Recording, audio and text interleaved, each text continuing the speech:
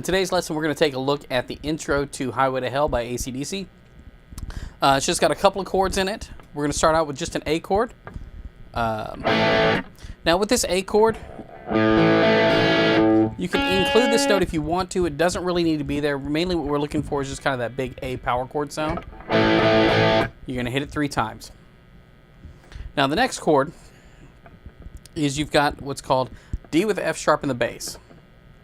A couple of ways to play it. Sometimes I see people playing it like this, but in this case, this way is what's going to kind of be the most efficient. You've got your first finger here on the 2nd fret of the E string. You're going to skip a couple of strings to the G string. You're going to cover that with your 2nd finger, and then your 3rd finger at the 3rd fret of the B string. Now from that, you're going to go to this G chord like this. It's just kind of a simplified G chord. You're blocking the A string with kind of the fleshy part on your 2nd finger here. You're blocking the high E string also. You've got your 2nd finger on the 2nd fret of the E string.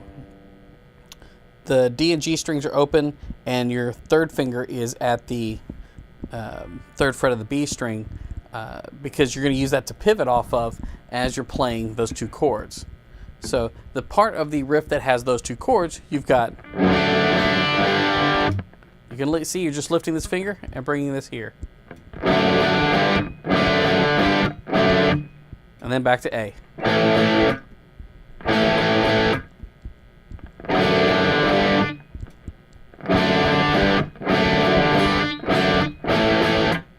Now, this part is what I have, is what I see most of my students have problems with.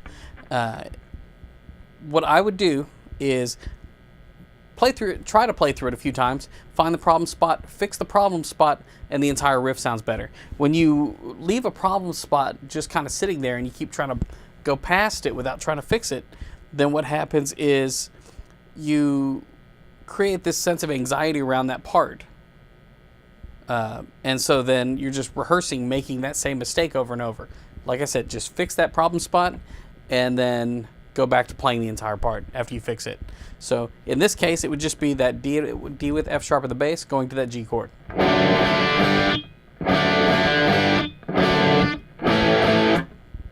And we'll play through it a couple times. 2, 3, 4.